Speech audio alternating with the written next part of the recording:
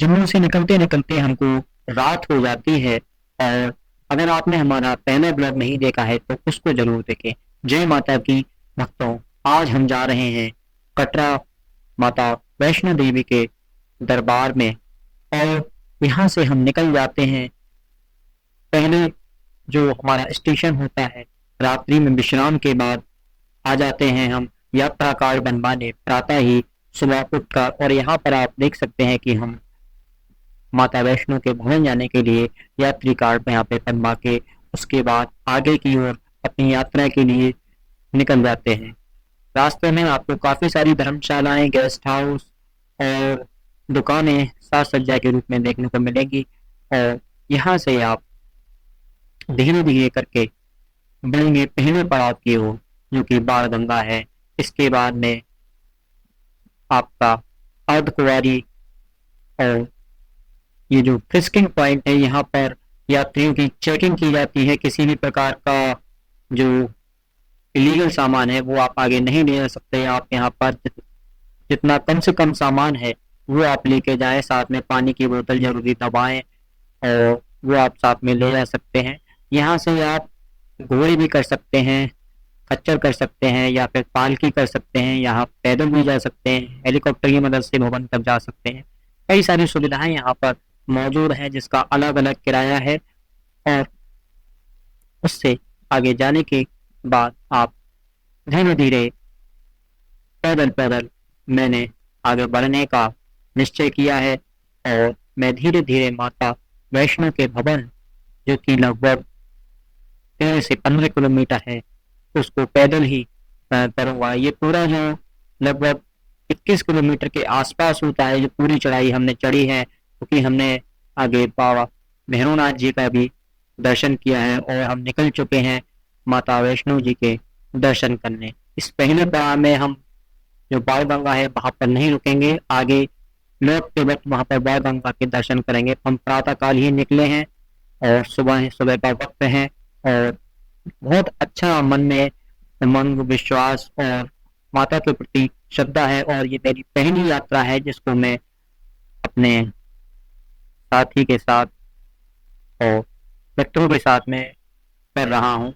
यहाँ से ढोल नगाड़ों के साथ में कुछ लोग अलग अलग माता का झंडा लिए हुए सभी धर्म के अनुयायी यहाँ पर आते हैं। और यहाँ पर 24 घंटे आप देख सकते हैं कि माता के भवन के लिए निरंतर जो है दर्शनार्थियों की लंबी लाइन लगी रहती है। यहाँ से कुछ चलने के बाद यहाँ पर मुख्य 3 रास्ते हैं जिसमें कि पैदल मार्ग जो है प्रमुख रहता है। और चारों तरफ बहुत अच्छा सुंदर वातावरण है। बीच बीच में रुक रुक के आप दर्शन मंदिर के भवन से पहले आप कर सकते हैं। सामने जो आपको दिखाई दे रहा है वो माता का भवन नहीं, गर्भजून गुफा का मंदिर है। और उससे पहले एक अर्धकुंवारी माता का मंदिर पड़ता है। ये गर्भजून गुफा के जो गर्भजून का मंदिर है, यहाँ पे हम पहुंच चुके हैं। ये लगभग 4 से 5 किलोमीटर के आसपास पड़ता है, जो कि पैदल चढ़ाई है। यहाँ पर आप पैदल चढ़ के जा सकते हैं। और इससे आगे माता के भवन के लिए यहाँ से आपको बैटरी के लिए कार भी मिलेगी। यहाँ पर आपको एक पर्ची कटानी होती है जिसमें कि अगर आपको गर्भजून गुफा के दर्शन करने हैं, जिसमें काफी समय लगता है। और इस पर्ची कटाने के बाद में आपको जाने से पहले आपको जो है इसकी पर्ची कटा लें, ताकि आपको लौटते समय आपका नंबर आ सके, क्योंकि इसमें कई कई घंटे का समय लगता है इस गर्भजून गुफा के दर्शन करने में। तो इस पर्ची कटाने के बाद में हम आ जाते हैं यहाँ पर। जब देखते हैं नीचे की तरफ तो हमको गहरी खाई दिखाई देती है। चारों तरफ यहाँ पर ग्रिल लगी हुई है कि किसी भी प्रकार के जो छोटे बच्चे हैं और बाहर बंदर वगैरह होते हैं वो अंदर ना आ सकें। और पूरे में ऊपर टीन शेड का व्यवस्था किया गया है, जो कि बरसात में भी ये यात्रा लगातार चलती रहती है। कभी कभी ऊपर से भारी भरकम पत्थर यहाँ पर आकर गिर जाते हैं, तो उसके लिए भी जहाँ पर जो संभावित दुर्घटना क्षेत्र है वहां पर लोहे की जालियों पर व्यवस्था की गई है। और अच्छे तरीके से उसको पत्तियों को कलर किया गया है। यहाँ पर दोनों तरफ जाली लगाई हुई है, आप छड़ी की मदद से आप देख सकते हैं। इस प्रकार से जहाँ पर पत्थर गिरने की संभावना है वहां पर उसको कलर करके जाली करके बनाया गया है। लोहे के तारों से जाली बनाई गई है कि कोई भी पत्थर जो है कोई दुर्घटना का कारण ना बने। तो ऊपर की तरफ देखते हैं हम तो बहुत भारी भारी पत्थर हमको दिखाई देते हैं, बड़ी बड़ी चट्टानें हमको दिखाई देती हैं। इस तरीके से पूरा काट के ये पैदल मार्ग बनाया गया है। जो सबसे प्राचीन मार्ग है वो गुफा का मार्ग बताया जाता है, जो कि अभी फिलहाल बंद है। गर्भजन गुफा का जो पूरा रास्ता है वो अभी नहीं खुला हुआ है, और उसमें बहुत कम समय के लिए वो 1 माह में खोला जाता है। फिलहाल जो ये वाला रास्ता है ये हर वक्त खुला रहता है। इसी रास्ते के माध्यम से सभी खाने पीने का सामान, रास्ते में पानी की व्यवस्था, शौचालय की व्यवस्था, भोजनालय की व्यवस्था, सभी प्रकार की व्यवस्था वैष्णो देवी श्राइन बोर्ड के माध्यम से रहती है। और यहाँ पर रुककर आप विश्राम कर सकते हैं, और खान पान की व्यवस्था तो लगभग सभी जगह है। अगर आपको इन भोजनालय, वैष्णो देवी श्राइन बोर्ड के भोजनालय में खाना है तो आप बहुत अच्छी तरीके से खा सकते हैं। और इसी प्रकार हम धीरे धीरे चढ़ते चढ़ते पहुंच जाते हैं माता वैष्णो देवी के भवन, जो कि सामने ही हमको लगभग आ चुका है। और यहाँ पर स्वर्ण कटोरे की जो है वो भी ऊपर वैष्णो देवी से गुरु जो गोरखनाथ हैं उनके मंदिर के लिए ये जा रहा है। और यहाँ से हम पैदल पैदल भी आगे के लिए रास्ता के लिए जा सकते हैं। तो यहाँ पर इलेक्ट्रिक वाहन भी चलते हैं जो कि अर्धकुंवारी से भवन के लिए चलते हैं, जिसमें बैठकर आप माता के भवन को जा सकते हैं, जहाँ पर आपका सबसे पहले अपने जूते चप्पल साथ का जितना भी सामान है वो लॉकर में जमा करना होता है। उसके बाद से आप माता के भवन के लिए अपना प्रसाद लेकर, जो कि फिक्स है वहां पर 51 का 101 का प्रसाद है, वो आप लेकर अपने साथ जा सकते हैं और आके माता के दर्शन के लिए लाइन में लग सकते हैं। यदि माता के जो दर्शन होते हैं वो ये मैं जाड़ों के समय गया हूँ, क्योंकि जाड़ों के समय जाने से यहाँ पर काफी सारी बर्फ भी आपको देखने को मिलेगी, और जो वातावरण है वो काफी ठंडा रहता है। तो ये इस समय दिसंबर का जो महीना है वो काफी अच्छा रहता है इसका जाने का। और आपको फिर माता के भवन से जाने के बाद यहाँ पर आपको सीढ़ियाँ जो है ऊपर की तरफ यहाँ पर जाएगी, जो कि गुरु गोरखनाथ जी के मंदिर की तरफ लेके जाएंगी। ये पूरे सीढ़ी का रास्ता है, लगभग 8 से 10 हजार सीढ़ियाँ आपको माता के मंदिर से ऊपर गोरखनाथ जी का जो मंदिर है वहां पर आपको पैदल अगर आप जाते हैं तो वहां से चढ़ने का रहता है। अगर आप ट्रेन बटोले के माध्यम से जाएंगे तो बहुत ही कम समय में आप वहां पर पहुंच सकते हैं, जिसकी बुकिंग आप app Vaishno Devi shrine board के ऐप के माध्यम से भी करा सकते हैं। साथ ही साथ आप इसकी बुकिंग ऑफलाइन भी वहां पर टिकट लेकर करा सकते हैं। इस प्रकार से डायरेक्ट सीधे नीचे से ऊपर की तरफ ये ट्रेन खटोले चलते रहते हैं, जिसमें एक बार में लगभग 50 से 60 लोग बैठकर यात्रा करते हैं, और एक ऊपर की तरफ जा रही होती है, एक नीचे की तरफ आ रही होती है। ये बहुत कम इसके सरकारी रेट हैं और बहुत, लेकिन इसमें जो वेटिंग आपकी काफी ज्यादा रहती है, तो आप इसका जो है बुकिंग पहले से करा लें ऑनलाइन, तो इसकी आपका जल्दी नंबर आपकी संभावना आ सकती है। माता वैष्णो देवी के भवन पहुंचने के बाद में हम धीरे धीरे करके ऊपर की तरफ चढ़ाई करते हैं। अंदर किसी भी प्रकार का मोबाइल, बेल्ट, पर्स ले जाना अलाउ नहीं है, तो बाकी हम फोटोग्राफी नहीं करिए। केवल माता के भवन की जो फोटोग्राफी है, वीडियोग्राफी है, वो आप लोग कर सकते हैं। बल्कि यात्रा के दौरान में जो किसी भी तरीके की आपको दवाई, पानी और जो भी सामान आपका जरूरी सामान है वो आप अपने साथ ले जा सकते हैं। और यहाँ पर काफी भीड़ हर समय चलती रहती है, तो आप पैदल मार्ग से अगर जाते हैं तो काफी अच्छी भक्तों की संख्या यहाँ पर रहती है। लाखों श्रद्धालु एक दिन में यहाँ पर दर्शन करते हैं। तो गुरु गोरखनाथ जी के मंदिर पर सबसे ऊपर पहुंचने के बाद कुछ इस प्रकार का शाम का नजारा ये जो हमको दिखाई देता है, जहाँ पर सूर्य अस्त हो रहा है और सामने माता वैष्णो देवी पिंडी रूप में यहाँ पर लाइव जब चलता है तो यहाँ पर भी दिखाई देता है। अर्धकुमारी पर भी एक बहुत बड़ी स्क्रीन लगी हुई है, जहाँ पर लाइव हमको मंदिर का दिखाई देता रहता है। यहाँ पर ये बिल्कुल पीक पॉइंट है मंदिर का, जो गुरु गोरखनाथ जी मंदिर के सामने की तरफ है। इसी के बराबर में गुरु गोरखनाथ जी की रसोई है, जहाँ पर भंडारा चलता रहता है। और एक तो ये सामने माता का छोटा सा जो भवन है, ये बहुत बड़ा विशाल भवन है, ये जो यहाँ से गुरु गोरखनाथ जी से दिखाई दे रहा है। और चारों तरफ विशाल पर्वत है, जो कि पर्वत श्रृंखला है। मंदिर की त्रिकूट पहाड़ियां होती हैं, ये त्रिकूट पर्वत है, इसकी श्रृंखला पर्वत श्रृंखला हमको दिखाई दे रही है, जिसकी वादियों में नीचे माता का भवन है और ऊपर की तरफ जो है गुरु गोरखनाथ जी का ये मंदिर है, जहाँ पर हम आज मौजूद हैं और माता के दर्शन के लिए आए हुए हैं। यहाँ पर श्रद्धालुओं का अच्छा खासा जमावड़ा लगा हुआ है। यहाँ पर आप गुरु गोरखनाथ जी के लिए थोड़ा सा 10 से 20 कदम की दूरी पर ही आप यहाँ पर प्रसाद लेकर गुरु गोरखनाथ जी के दर्शन कर सकते हैं, और जिनकी भस्म होती है वो आप ले सकते हैं, जो कि बहुत ही शुभ मानी जाती है। और आपके सभी प्रकार के इस यात्रा को पूरे किए बगैर ये यात्रा नहीं मानी जाती। गुरु गोरखनाथ जी के दर्शन आपको जरूर करने हैं। और माता का भवन, इसके बाद गर्भजून गुफा के हम दर्शन करने के लिए नीचे की ओर उतरेंगे, क्योंकि वहां पे लगभग 20 से 24 घंटे का हमको इंतजार करना पड़ता है, इसलिए हम पहले माता वैष्णो देवी के दर्शन करेंगे। यहाँ पर हम देख सकते हैं कि कितनी अच्छी सुंदर सुगंधित हवा चल रही है, और माता वैष्णो देवी की लगातार श्रद्धालु यहाँ पर बाबा गोरखनाथ जी के दर्शन के लिए आए हुए। गुरु गोरखनाथ जी के दर्शन के साथ साथ सामने का जो इस समय सूर्यास्त का जो नज़ारे हैं वो भी बहुत सुंदर हैं। यहाँ पर सूर्य और बादल और बहुत अच्छे अच्छा दृश्य हमको दिखाई दे रहा है। यहाँ पर फ्री निःशुल्क भंडारा रहता है गुरु गोरखनाथ रसोई का, जहाँ पे हमको चाय और बाबा का जो प्रसाद है, चारण और दाल जो यहाँ पर चढ़ाया जाता है, वो प्रसाद के रूप में हमको भंडारे के रूप में यहाँ पर मिला है। शाम के समय का उतरते समय गुरु गोरखनाथ से मंदिर का माता वैष्णो देवी का भवन, ये रात्रि का समय हो गया है। प्रातः काल हमने चढ़ाई की थी और इतना सुंदर नजारा जो कि चांदी के समान माता का भवन चमक रहा है। ये सुंदर भव्य नजारा आपको रात्रि के समय ही देखने को मिलेगा, जो कि अक्सर आपको फोटो में देखने को मिलता है।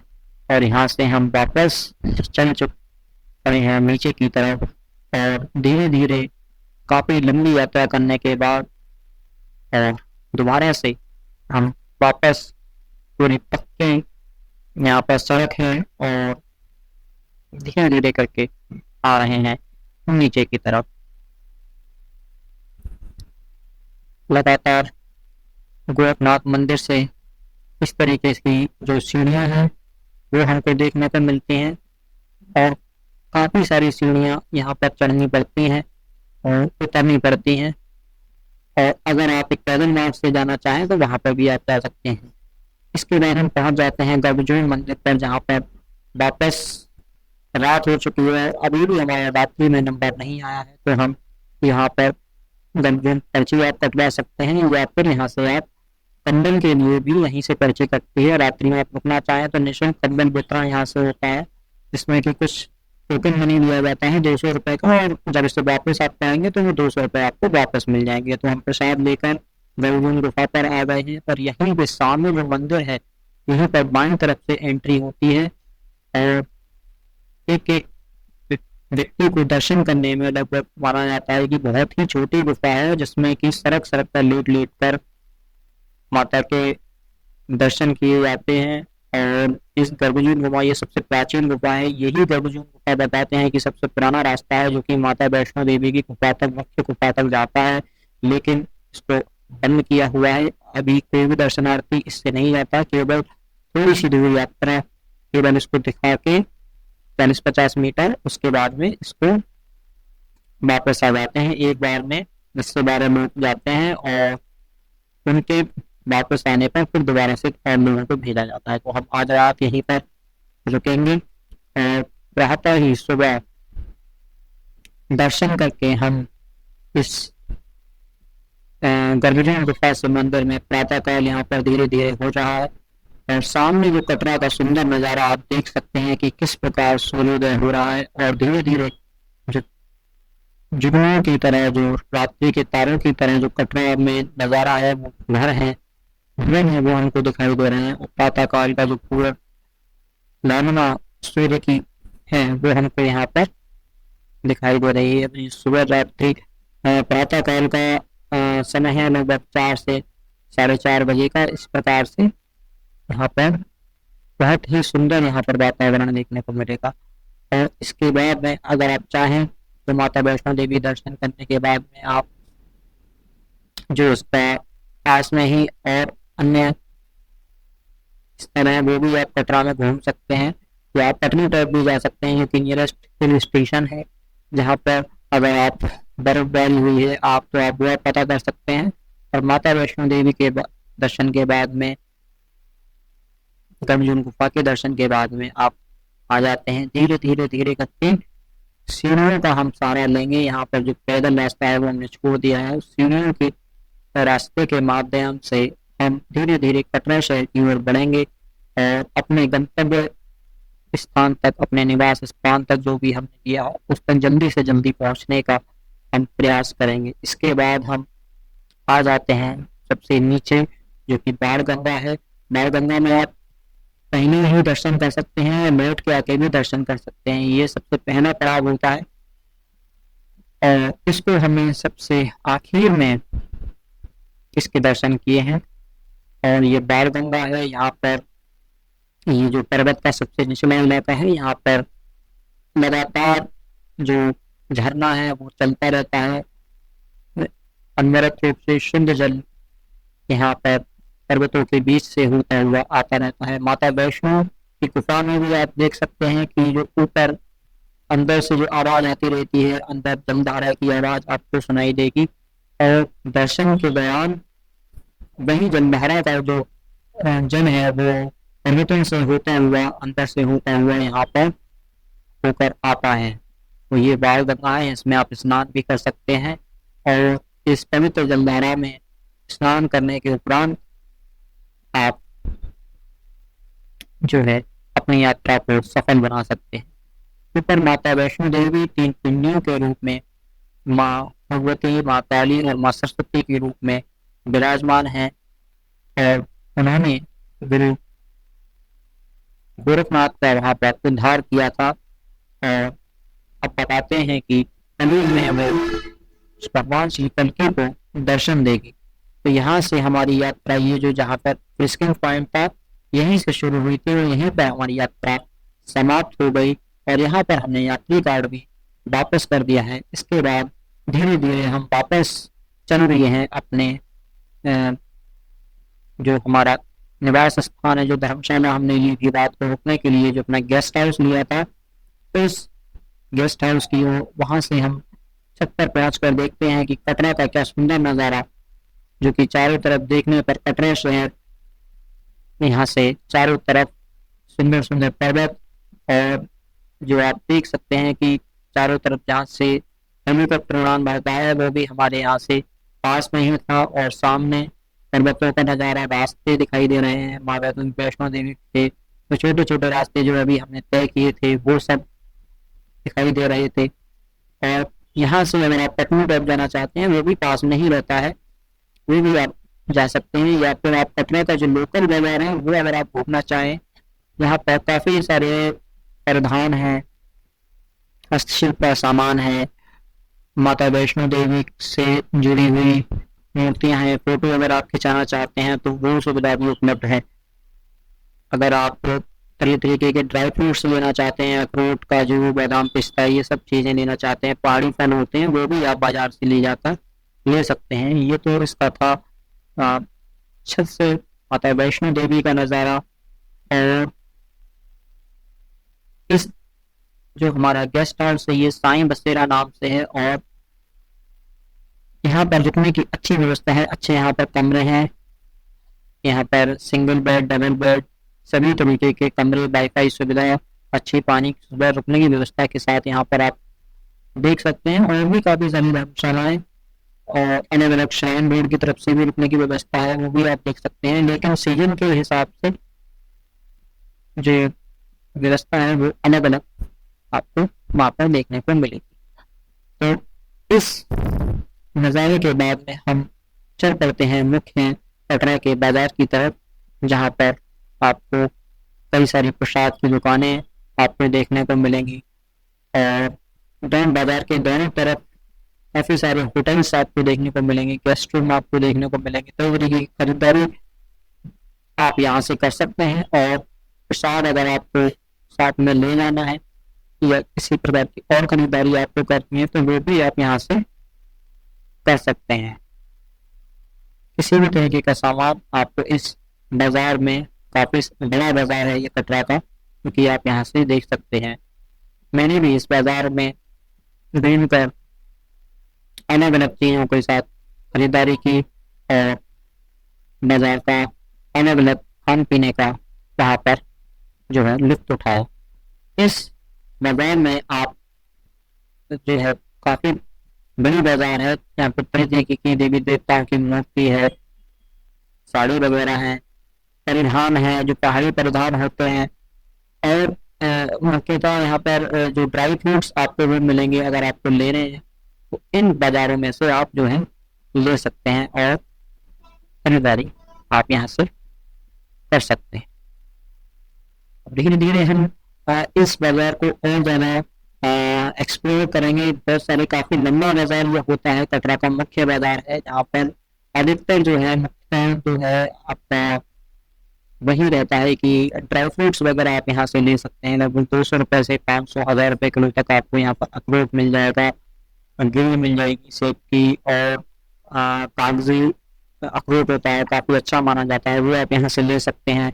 या फिर आप जो है परिधान वगैरह हैं, और यहाँ पे हमने एक छोटा सा यहाँ पर जो हस्तशिल्प कलाकार थे उनसे एक बांस का जो कीरिंग होता है वो एक डिज़ाइन करवाया और अपने नाम का जो है बनवाने के बाद में हम थोड़ा सा इनसे डिज़ाइन करा रहे थे, क्योंकि काफ़ी सुंदर सुंदर ये डिज़ाइन कर रहे थे, अलग अलग डिज़ाइन इसके पास नहीं। इसके बाद हम वापस अपना सामान उठाकर अपनी गाड़ी से वापस कटरा से जम्मू वापस आ जाते हैं और जो हमारे कुछ दोस्त थे वो हमको वापस इस जम्मू से दिल्ली की ओर रवाना होने के लिए हमारा ट्रेन में इंतजार कर रहे थे और यहाँ पे हमारा रिजर्वेशन था और हम वापस इस ट्रेन के माध्यम से आ जाते हैं अपने घर चंदौसी वापस। बहुत बहुत धन्यवाद साथियों इस वीडियो को देखने के लिए। जय माता दी।